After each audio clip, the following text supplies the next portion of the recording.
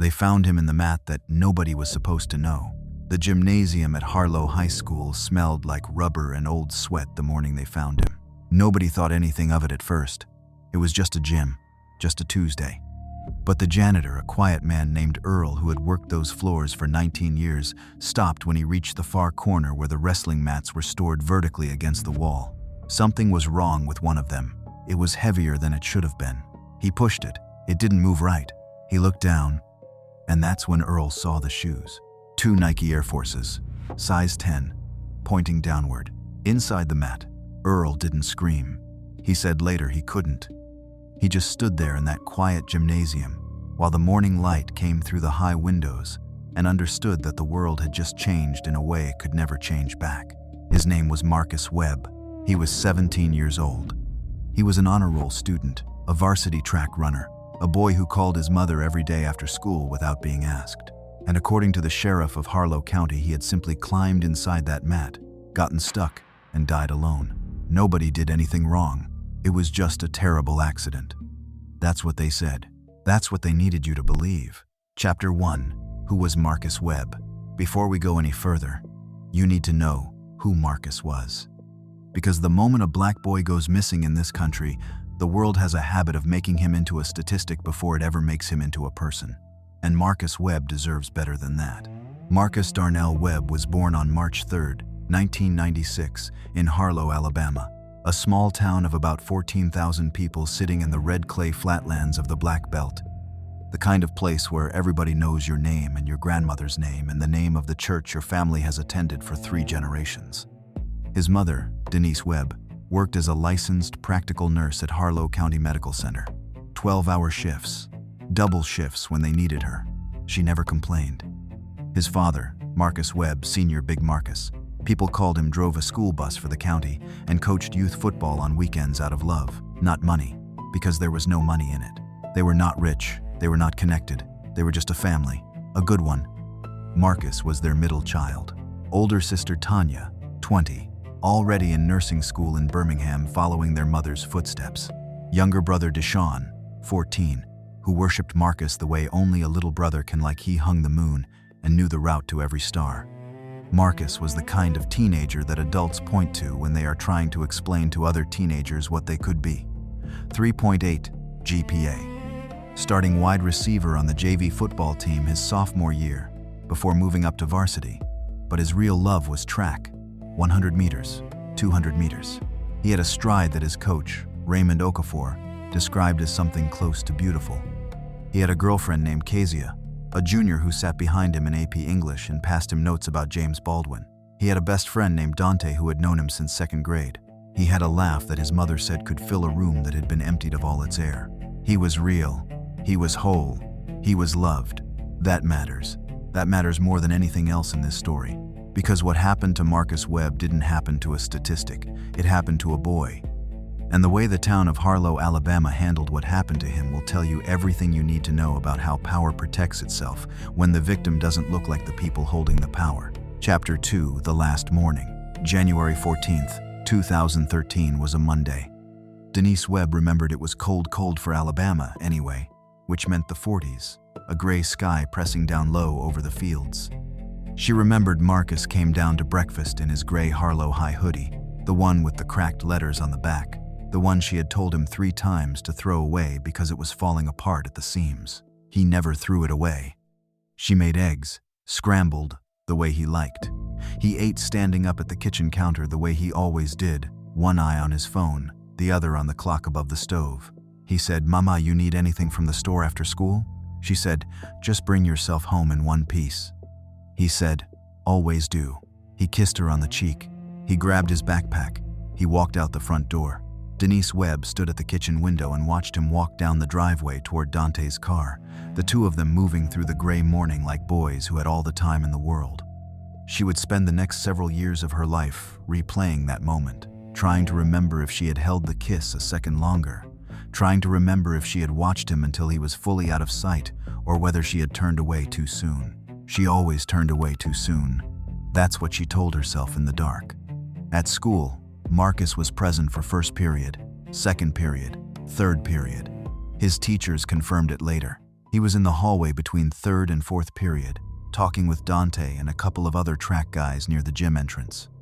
At some point between 11:15 and 11:45 that Monday morning, something happened. Nobody saw it, or at least nobody who saw it was willing to say so. Marcus Webb did not make it to fourth period.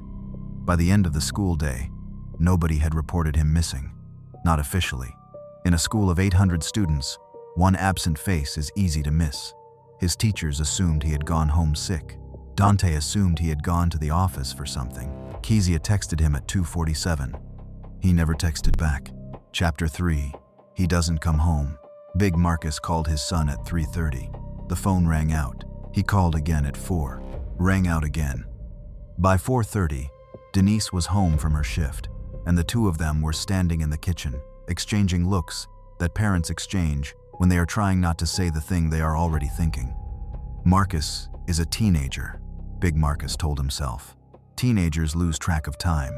Teenagers forget to charge their phones. This is nothing. This is normal. Denise called Dante. Dante said Marcus had been fine at school, had been his normal self, but that he hadn't seen him since the hallway between third and fourth period. He'd assumed Marcus went home early. She called the school, got the answering machine, called the main office number, answering machine. She called Kezia. Kezia said Marcus had never responded to her texts. By 6 o'clock, Denise Webb was not telling herself this was nothing. By 7 o'clock, she was on the phone with the Harlow County Sheriff's Department. The deputy who took her call was polite in the way that people are polite when they are not really listening. He told her that Marcus was 17, that 17-year-olds sometimes take off without telling their parents, that there was a 48-hour waiting period before a missing persons report could be filed. Denise told him that Marcus had never done anything like this, that he was not that kind of kid, that something was wrong. The deputy told her to try his friends again, try his girlfriend. Kids that age sometimes get distracted. She hung up the phone and looked at Big Marcus and said, "They're not going to help us." Big Marcus said, "Then we help ourselves." They drove to Dante's house.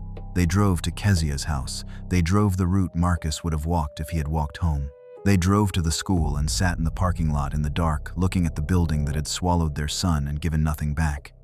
Deshaun, 14 years old and trying so hard to be brave, sat in the back seat and said nothing the whole night, just looked out the window at the dark passing town with his brother's face inside his eyes. They went home at midnight. They did not sleep. The next morning, Earl the janitor came to work at 6:30 a.m., unlocked the gymnasium, and pushed a wrestling mat that was heavier than it should have been. Chapter 4. The Discovery. Earl Washington had worked the floors of Harlow High for 19 years. He had seen a lot of things in those corridors: drug paraphernalia in the bathroom trash, a kid passed out in the equipment room, a teacher crying alone in a supply closet after parent-teacher night. He had never seen anything like this. The mat was a standard vertically stored wrestling mat, one of 12 lined up against the far wall of the gymnasium storage area, each one about 4 feet in diameter when rolled.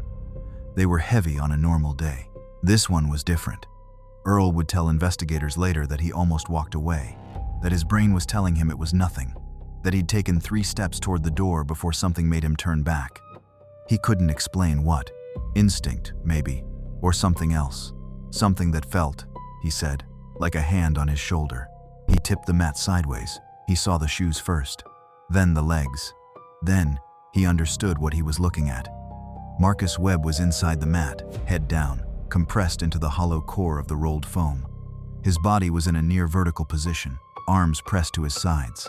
Earl called 911 at 6:44 a.m. The first units arrived at 6:57. By 7:15, Sheriff Dale Pruitt himself was on the scene. Sheriff Pruitt was 53 years old, 4th-generation Harlow, the kind of man who wore his authority like a second skin. He had been sheriff for 11 years. Before that, his father had been sheriff. Harlow County had not elected anyone outside the Pruitt family to that office in 31 years. He walked the scene for 12 minutes. He spoke with his deputies, and then he made a call to the school principal before the body had even been removed. The call lasted 4 minutes. Nobody recorded what was said. Denise Webb got the call at 7:22. A deputy told her they had found her son at Harlow High and that she needed to come to the school.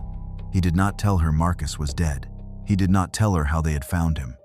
She found out when she walked into the gymnasium and saw the mat and understood. The sound she made, Earl Washington told a reporter years later, was not like anything he had heard before. It was not a scream. It was something deeper than a scream. It was the sound, he said, of a world ending. Chapter 5, The Official Story. Within 48 hours, Sheriff Dale Pruitt had an explanation. Marcus Webb, he said, had entered the gymnasium storage area during the school day. He had attempted to retrieve a shoe, a sneaker, that had fallen into the vertical core of one of the rolled wrestling mats. In attempting to reach down into the mat to retrieve it, he had become trapped, head down, unable to free himself. He had suffocated. Accidental death. Case closed. The official report was filed on January 16th, 2 days after Marcus was found. The medical examiner on record was Dr. Gerald Foss, a man who had been county medical examiner for 22 years and had signed off on more than 300 death certificates in Harlow County in that time. His report listed the cause of death as positional asphyxia due to accidental entrapment. No signs of foul play. No injuries inconsistent with the official account. The local paper, the Harlow County Courier, ran a 4-paragraph story on page 7. Missing teen found dead at high school. A tragedy, an accident. Our condolences to the family. The story was not picked up by any state or national outlet. Denise Webb read the report and felt something cold move through her chest. She called her sister in Atlanta. She called her pastor. And then she sat down with Big Marcus at the kitchen table and went through every detail of the official account with the systematic focus of a woman who had spent 20 years reading medical charts and catching errors that other people missed. The shoe story didn't make sense. Marcus wore a size 10. The opening of a vertically stored wrestling mat was not wide enough for a full-grown 17-year-old to slide into head first while reaching for a shoe, reach the depth required to become trapped, and be unable to push himself back out. She called Sheriff Pruitt. He said the investigation was complete. She asked to see the forensic photographs. She was told they were part of a closed case file. She asked who had been present in the gymnasium between the time Marcus was last seen alive and the time Earl found the body. She was told that information was not available. It was the fourth wall she had hit in 4 days. And Denise Webb, who had never been a woman who gave up easy, understood with a clarity that settled into her bones like cold that this was not going to be the last. Chapter 6. The Pruitt Name. Here is what the Webb family knew about the Pruitt family. Sheriff Dale Pruitt had 2 sons. Brandon, 22, who had attended Harlow High 2 years before Marcus and was now working for his uncle's construction company. And Kyle, 19, who had graduated the year before and was enrolled at Harlow Community College. Both boys had been at Harlow High during Marcus's time there, and both boys had a history with Marcus Webb. It was Dante who told the Webbs about it, sitting at their kitchen table 3 days after the funeral, his hands wrapped around a cup of coffee he wasn't drinking. He said he had been meaning to say something. He had been afraid. He told them that in the weeks before Marcus died, there had been a confrontation in the school parking lot. Brandon Pruitt, back on school grounds for reasons no one fully understood, had gotten into it with Marcus over something that started small, a parking spot, a look, a word that grew into something larger. Marcus had stood his ground. He wasn't that kind of kid to back down when he was in the right, Dante said. That's not who he was. Brandon had said something. Marcus had said something back. Dante didn't know exactly what was said, but he knew that Brandon Pruitt had left that parking lot angry. The kind of angry that doesn't cool down easy. He said he had seen Brandon's truck parked near the school on the morning of January 14th. He had not told this to the sheriff's department because the sheriff was Brandon's father. When Big Marcus heard this, he was quiet for a long time. Then he said, "We're going to need help from outside this county." He was right. But getting that help was going to take longer than any of them imagined, and cost more than any of them were prepared to pay. Chapter 7. The Family Fights Back. Denise Webb did not grieve quietly. She understood in a way that only a black mother in the American South can understand in her bones that if she waited for the system to correct itself, she would be waiting forever. That grief was a luxury she could not afford until she had fought first. She contacted the NAACP regional office in Birmingham. She contacted every black newspaper and radio station she could find. She started a Facebook page, Justice for Marcus Webb, and within 2 weeks it had 12,000 followers. The mainstream media did not come. This was not an accident. This was a pattern. In the same month that Marcus Webb's body was found in a gymnasium in Alabama, a 17-year-old white girl named Ashley Pearson went missing in a town 2 counties over. Her disappearance led the local news for 9 consecutive days. National outlets picked it up on day 2. The governor mentioned her name publicly. Ashley Pearson was found safe, having run away with her boyfriend. Marcus Webb's story ran 4 paragraphs on page 7. Denise started writing this down. Every outlet she contacted, every response she received or didn't receive, dates, times, names. She filled a yellow legal pad, then another one.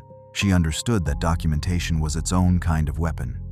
A journalist named Patricia Coles from a Birmingham alternative weekly finally came to Harlow in March. She spent 4 days. She talked to Dante. She talked to Earl. She talked to 3 other students who, now that some time had passed and they were emboldened by each other, were willing to say that Brandon Pruitt had been seen on school grounds the morning of January 14th. Her story ran in April. It was shared 30,000 times online, and that was when things in Harlow started to get dangerous. Chapter 8, The Pressure. Big Marcus lost his job in May. The official reason was a budget restructuring at the county transportation department. His route was being consolidated. His position was eliminated. He was given 2 weeks severance and a handshake. He had worked for the county for 14 years without a single disciplinary note in his file. Dante started getting followed. A truck, a dark pickup, no plates visible, would park across from his house in the evenings, would appear in his rear view on the way to work. When he tried to photograph it, it was always just far enough away. 2 of the students who had spoken to Patricia Coles recanted. One said she had been misquoted. The other simply stopped responding to anyone connected to the case. Sheriff Pruitt gave an interview to the county paper in which he called the ongoing attention to the case a distraction, said the investigation had been thorough and professional, and expressed sympathy for the Webb family while making clear that the case was closed. When a reporter asked about the presence of his sons near the school on the day of Marcus's death, Pruitt said his sons had nothing to do with this tragedy and that suggesting otherwise was irresponsible and hurtful to his family. The reporter did not follow up. The church, where the Webb family worshipped, received an anonymous letter suggesting that the pastor reconsider his public support for the family's campaign. The pastor read the letter from the pulpit on Sunday morning and then set it on fire in front of his congregation. This was Harlow. It had survived worse, but the Webb family was tired. Denise was running on 4 hours of sleep, and the kind of righteous fury that keeps a body moving past the point where it should have stopped. Big Marcus was sending out job applications and getting silence back. Deshaun had gotten into 2 fights at school, not his fault. Both times, kids saying things about his brother, and was now seeing a counselor twice a week. They needed more than a local journalist and a Facebook page. They needed science. Chapter 9, The Independent Autopsy. Dr. Yvonne Marsh was a forensic pathologist based in Atlanta with 28 years of experience, a faculty position at Emory University, and a list of expert witness appearances in federal court that ran to 3 pages. She agreed to perform an independent autopsy on Marcus Webb. The Webb family raised the money through their church, through the Justice for Marcus Facebook page, through a GoFundMe that Patricia Coles shared widely. It took 6 weeks. Every dollar came from people who had never met Marcus Webb but understood, in the particular way that Black families understand such things, that his story was not separate from their own. Dr. Marsh's findings were released in June, 5 months after Marcus died. They contradicted the official account on every significant point. The official cause of death, positional asphyxia, was not supported by the physical evidence, Dr. Marsh found. The bruising patterns on Marcus's neck and shoulders were inconsistent with the compression of accidental entrapment. They were consistent with blunt force trauma. There was internal bruising along the cervical spine that the original medical examiner had not noted in his report. Furthermore, Dr. Marsh noted that the position in which Marcus's body had been found was physically improbable, given the dimensions of the mat and Marcus's body size. The original theory that he had slid headfirst into the mat while reaching for a shoe would have required a degree of force and a specific entry angle that was inconsistent with accidental entry. Her conclusion stated plainly, "The manner of death in this case warrants further investigation and cannot be classified as accidental based on the available physical evidence." The story exploded. National outlets finally came. CNN sent a crew. The story trended on Twitter for 2 days. Politicians in Montgomery were asked about it at press conferences and gave careful, non-committal answers. Sheriff Pruitt declined to comment. His department released a one-paragraph statement reaffirming the original findings and expressing confidence in Dr. Foss's work. Dr. Foss himself gave one interview in which he said that independent reviewers sometimes reach different conclusions and that he stood behind his findings. Nobody asked him why he had failed to note the cervical bruising. Nobody asked him about his 31-year relationship with the Pruitt family. Chapter 10. The Exhumation. The second autopsy required Marcus to be exhumed. Denise Webb stood at the edge of the cemetery on a Tuesday morning in August while her son's casket was lifted from the ground. Big Marcus held her hand. Deshawn stood slightly apart, the way 16-year-old boys stand when they are holding themselves together by will alone. What Dr. Marsh and her team discovered during the examination that followed was not something anyone had been prepared for. Marcus Webb's internal organs were not in his body. They had been removed, and in their place stuffed into the body cavity was newspaper. Old newspaper. Pages from the Harlow County Courier, dated 3 weeks after Marcus died. The family's attorney, a civil rights lawyer named James Okafor, who had driven from Montgomery to take the case pro bono, called it the most deliberate act of evidence destruction he had encountered in 30 years of practice. Someone had gone back. After the case was closed, after the family started asking questions, after the independent autopsy was announced, someone had accessed Marcus Webb's body and removed the physical evidence that Dr. Marsh would have needed to fully document the extent of his injuries. Denise Webb did not collapse when she heard this. She did not scream. She had moved by now into a place beyond shock, a place of cold, terrible clarity. She looked at James Okafor and said, "Who has access to that funeral home?" He said he would find out. The funeral home had been owned by the same family for 40 years. The owner's son had been in the same graduating class as Kyle Pruitt. The connection was noted. Nothing was ever proven. Nothing, in this case, was ever proven. Chapter 11. Federal Involvement. The United States Department of Justice Civil Rights Division opened an investigation into the death of Marcus Webb in October of that year. For the first time since Earl Washington had pushed that mat on a cold Tuesday morning, Denise Webb allowed herself to feel something close to hope. Federal investigators came to Harlow. They interviewed witnesses. They reviewed the original case file. They subpoenaed phone records. They spoke with Dr. Marsh. They spoke with James Okafor. They spoke with Dante, who by now had moved to Birmingham, but came back without hesitation. The investigation lasted 14 months. The community held its breath for 14 months. Denise Webb gave interviews. She testified before a state legislative committee on disparities in death investigations. She became, in the way that mothers who refuse to be silent become, a symbol not of grief, but of resistance. Her face was on the cover of a national magazine. She was invited to speak at the White House at an event on criminal justice reform. She went. She spoke. She said Marcus's name in rooms where it had never been said before. She came home to Harlow, Alabama, and kept fighting. Because symbols don't bring boys back. And no amount of magazine covers meant anything until someone was held accountable for what happened to her son in that gymnasium. She waited for the Department of Justice to give her that. She was still waiting. Chapter 12. The Bitter End. The Department of Justice closed its investigation in December of the following year. Insufficient evidence to support federal criminal charges. That was the language. Insufficient evidence. James Okafor called it a failure of institutional will.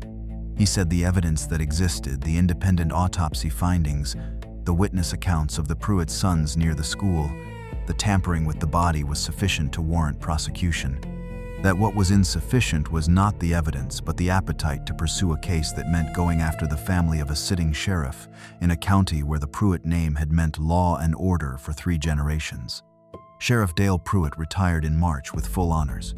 A ceremony at the county fairgrounds, a resolution passed by the county commission commending his service. Brandon Pruitt moved to Florida 6 months after the DOJ investigation closed.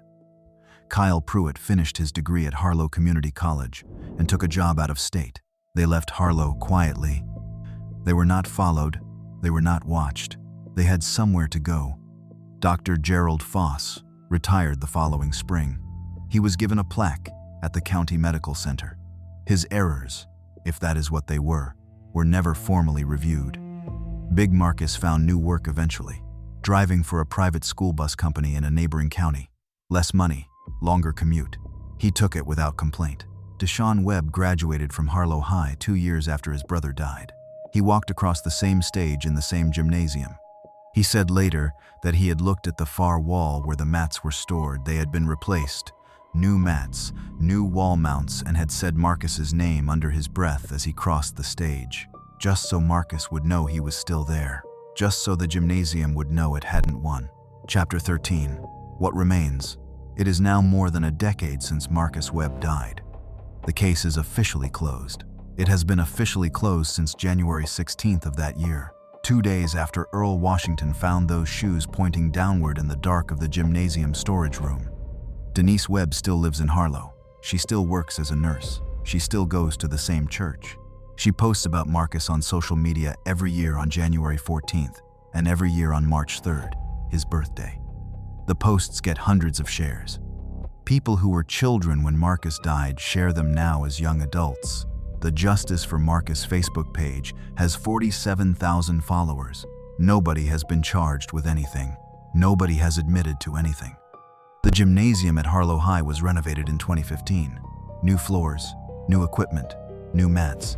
A plaque was installed near the entrance not for Marcus, but for a former football coach who retired that year after 30 years of service. Marcus Webb's name does not appear anywhere in that building. There is a mural of him, though, on the wall of a barber shop on Clement Street, 3 blocks from the house where he grew up. A local artist painted it the summer after he died. Marcus in his track uniform, mid-stride, head back, the way he looked when he was running. His name in block letters below his feet. People leave flowers there.